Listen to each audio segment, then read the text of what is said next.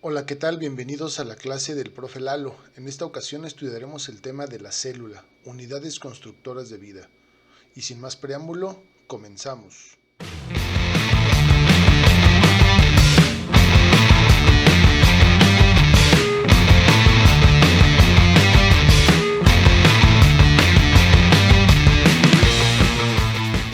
Pues como les decía antes del intro, vamos a iniciar nuestro tema de la célula. Para ello, primero vamos a checar su definición. ¿Qué es una célula? Es lo primero que vamos a revisar el día de hoy. Por definición, una célula es la unidad anatómica, funcional y de origen de los seres vivos. Después de leer esta definición nos deberíamos de hacer algunas preguntas. La primera de ellas, ¿a qué se refiere con qué es la unidad anatómica o con lo que es la unidad primero? Nos referimos a una unidad cuando hablamos de algo completo, de algo terminado, pero que además puede formar parte de otras cosas. Por ejemplo, en matemáticas vemos el concepto de unidad y las unidades comienzan precisamente con los números enteros. Antes de la unidad tenemos las fracciones o los quebrados. Sin embargo, estas unidades se pueden agrupar en nuestro sistema decimal de 10 en 10 y entonces formar decenas, y esas decenas a su vez formar centenas. De la misma manera, las células en los seres vivos serían el primer ser completo que tenemos con vida, pero a partir de ahí se pueden ir uniendo y ir formando otras cosas como ya los vimos en el tema anterior. Entonces, a eso nos referimos con que la célula es la unidad. Ahorita checamos a qué nos referimos con anatómica, funcional y de origen de los seres vivos, pero por lo pronto vamos a decir o quedarnos con esto de que es lo primero que podemos encontrar con vida, lo más pequeño pero a la vez completo de un ser vivo que podemos tener. Vamos a pasar a la siguiente diapositiva y esta sería la siguiente pregunta. ¿Por qué unidad anatómica? Pues la respuesta la tenemos aquí.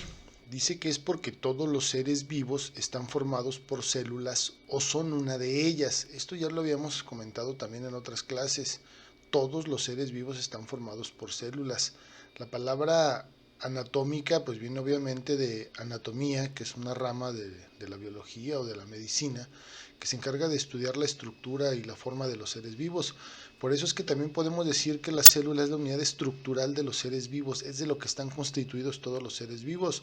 A partir de estas células que se van uniendo, sabemos que se forman los tejidos, órganos, sistemas y demás. Y si no están formados por varias células, como serían los organismos pluricelulares, pues conocemos también que hay organismos unicelulares, que todo el organismo es una sola célula. Entonces, a eso es a lo que nos referimos con que la célula es la unidad anatómica o estructural de los seres vivos. Quiere decir que todos los seres vivos están formados por células. Nuestra siguiente pregunta que tenemos que aclarar de la definición inicial es por qué es la unidad fisiológica. Nos referimos a que es la unidad fisiológica porque en ella se llevan a cabo todas las funciones de los seres vivos, tales como son la respiración, la nutrición, la adaptación, etc. Todas estas funciones son realizadas dentro de la célula, tanto en los organismos unicelulares como en los pluricelulares. Cada célula tiene la capacidad entonces de realizar las funciones de un ser vivo. Por eso decimos entonces que es la unidad fisiológica de los seres vivos. La palabra fisiológica viene de fisiología, que es precisamente la rama de la biología, que se encarga de estudiar las funciones o el funcionamiento de cada ser vivo. Y entonces la célula se convierte en la unidad fisiológica, repito, porque en ella se pueden realizar todas estas funciones. La siguiente pregunta que tenemos que respondernos de esa definición original es ¿por qué es la unidad de origen? Pues es la unidad de origen porque todo ser vivo se origina a partir de una célula, el cigoto o huevo. En los organismos que son multicelulares y que tienen reproducción sexual, una vez que se juntó el espermatozoide con el óvulo, se forma esta célula que es el cigoto. A partir de ella se empieza a duplicar y a duplicar hasta formar un organismo completo multicelular, y todo a partir de un solo origen, que fue la célula fecundada, el óvulo fecundado. En el plano evolutivo También podemos decir que es la unidad de origen porque se considera que el primer ser vivo que existió sobre la faz de la Tierra tuvo que haber sido un ser unicelular, es decir, una célula, y a partir de esta célula se originaron todos los seres vivos que conocemos en la Tierra. Por eso es entonces que decimos que la célula es la unidad de origen. Con esto ya dejamos contestado por qué la célula es la unidad anatómica, funcional y de origen de los seres vivos. Ahora vamos a ver cómo es que se clasifican las células. En este esquema podemos ver cómo existen dos grupos de células, que serían las células procariota y las células eucariota. En el primer grupo de las células procariota se encuentran todos los organismos que pertenecen al reino Monera, que está conformado por bacterias y algas verde azules. Estos organismos son unicelulares y se caracterizan precisamente por su tipo de célula, que es procariota. Ahorita vemos cuáles son las características de esta célula. El segundo grupo de células son las eucariota. Estas células eucariota conforman lo que sería la célula animal y la célula vegetal. Estos dos reinos pertenecen entonces o estarían conformados por células eucariotas. Cabe señalar que las células procariotas son células más primitivas. Se considera que las primeras células que aparecieron en la Tierra eran células procariotas. ¿Pero qué son las células procariotas? En este posting podemos ver la definición. Dice que las células procariotas son células que carecen de membrana nuclear, por lo que el material genético se encuentra disperso en el citoplasma. Si observamos el esquema de la bacteria, el citoplasma sería todo lo que está en el interior de la célula, y esto rojo sería el material genético, el cual se encuentra libre ahí en el citoplasma. No hay un núcleo definido en donde se encuentren los cromosomas, sino que estos se encuentran libres, repito, aquí en el citoplasma. Como ejemplos de células procariota tenemos las bacterias y las algas verdeazules. Nosotros podemos pensar, o es común pensar, que las algas son como plantas acuáticas enormes, alargadas, pero en realidad cada organismo es una célula, solo que viven agrupadas en colonias que dan forma precisamente a esto que conocemos como alga.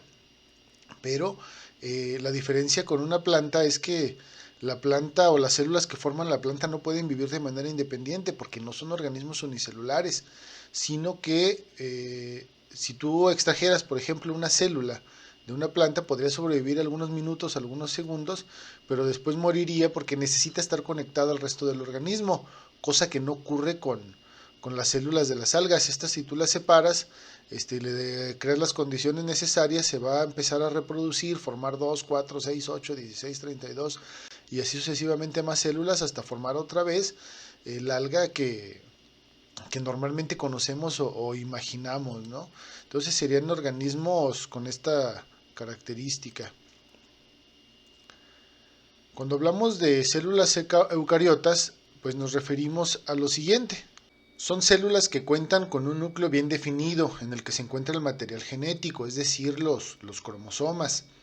Las encontramos en protozoarios, hongos, plantas y animales. De los protozoarios también en alguno de los videos ya mencionamos como ejemplo el Paramecium, que es un organismo unicelular que vive en el agua estancada. Los hongos, las plantas y los animales pues son un poquito más conocidos. Dentro de las células eucariotas tenemos también una división aquí de lo que es la célula animal y lo que es la célula vegetal, que tienen algunas diferencias que vamos a ver, repito, también un poquito más adelante. Lo que caracteriza entonces a la célula eucariota es la presencia de este núcleo, en el cual ya en su interior vamos a tener lo que son los cromosomas, lo que es el material genético. En este material genético, en los cromosomas formados por lo que conocemos como ADN, se encuentra codificada toda la información no solo de la célula, sino del organismo al que pertenece dicha célula. Aquí nos dicen todas las características y funciones que debe de realizar ese organismo y se encuentran, repito, almacenadas en un núcleo separado ya del citoplasma por una membrana, y esto es lo que hace entonces a las células eucariotas. Todo lo que hemos revisado hasta ahorita lo podemos encontrar expuesto en algo que se conoce como la teoría celular, la cual la podemos resumir en estos 4 postulados. El primero, de forma textual, dice lo siguiente: todos los seres vivos están formados por células. La célula es la unidad estructural de la materia viva y una sola célula puede ser suficiente para constituir un organismo. Aquí en esto abarcamos entonces esa parte de la definición que nos dice que la célula es la unidad anatómica de los seres vivos. El postulado número 2 dice: todas las células proceden de células preexistentes por división de estas. Sabemos que la forma en que se reproducen las células es por división, pero aquí nos habla entonces de la parte de la definición que se refiere a que es la unidad de origen de los seres vivos. El postulado número 3 hace referencia a la unidad fisiológica de los seres vivos y dice textualmente lo siguiente: las funciones vitales de los organismos ocurren dentro de las células o en su entorno inmediato, controladas por sustancias que ellas secretan. Cada célula es un sistema abierto que intercambia materia y energía con su medio. En una célula caben todas las funciones vitales, de manera que basta una célula para tener un ser vivo, que será un ser vivo unicelular, obviamente. Así pues, la célula es la unidad fisiológica de la vida. Y el postulado número 4 dice: cada célula contiene toda la información hereditaria necesaria para el control de su propio, de su propio ciclo y del desarrollo y del funcionamiento del organismo de su especie, así como para la transmisión de esa información. Mencionábamos hace ratito que el material genético que hay en el interior de una sola célula no es solamente con las características y las funciones de la célula en la que se encuentra, sino que si esa célula es de un organismo multicelular, vienen todas las características y el funcionamiento de todos los organismos que pertenecen a esa especie. Entonces, en estos 4 postulados encontramos resumida lo que se conoce como la teoría celular. Pero ¿cómo es que se llegó a esta teoría celular? ¿Cuál fue el desarrollo a lo largo del tiempo que tuvo que ocurrir para que se llegara a esas conclusiones? Pues los vemos en esta línea del tiempo, comenzando con Robert Hooke.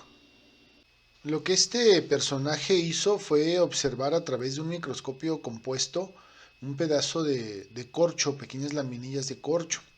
Y a lo que pudo observar ahí, que fueron pequeñas celdillas, le llamó precisamente células. Cabe señalar que Robert Hooke en realidad no observaba a través del corcho células vivas. El corcho ya es un material vegetal, pero muerto, que lo único que queda ahí son los restos de la pared celular. Este, Sin embargo, esas observaciones le pudieron dar nombre a lo que hoy conocemos como la célula. Esto lo hizo este personaje llamado Robert Hooke. El siguiente paso para llegar a la teoría celular lo hizo Anton van Leeuwenhoek en 1667, quien, como dato curioso, no era biólogo, no era científico, él en realidad era un vendedor de telas, solo que para poder observar los tejidos de las telas más finas, utilizaban algunas lupas, algunos lentes para ver la calidad precisamente del tejido. Anton van Leeuwenhoek, entonces, al tener estas lupas, estos lentes, se puso a jugar con ellas, a experimentar con ellos, y pudo desarrollar un microscopio de mejores características que le permitió poder ver, ahora sí, algunas células vivas. Pudo ver incluso el espermatozoide humano y algunos protozoarios que son células o organismos unicelulares. Entonces, en 1667, Robert Hooke reinventa el microscopio compuesto, lo mejora, lo innova y le permite ver este tipo de organismos, y con esto abre un mundo totalmente nuevo en la biología que conocemos hoy en día como la microbiología precisamente. El siguiente paso fue, o lo realizó, Matthias Schleiden, quien trabajaba con plantas, era botánico, y al observar diferentes partes de las plantas se dio cuenta precisamente de lo que ya venimos diciendo, que todas las plantas están formadas por células. Esto ocurrió en 1838. Un año después, en 1839, Teodoro Schwann, también observando, pero él, algunas partes de animales, se da cuenta que también los animales, al igual que las plantas, estaban constituidos o formados en su totalidad por células, independientemente de si tomaba una parte de la piel, de algún músculo, del cabello o de cualquier parte del animal. siempre se iba a encontrar estas pequeñas estructuras a las que ya en ese entonces se llamaban células.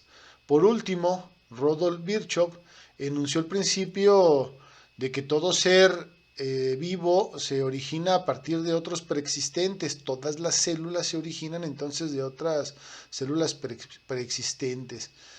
Con esto, llegando a la conclusión de que la célula es la unidad de origen de los seres vivos. Pues bien, con esta diapositiva damos por concluido nuestro tema de la célula, unidades constructoras de vida.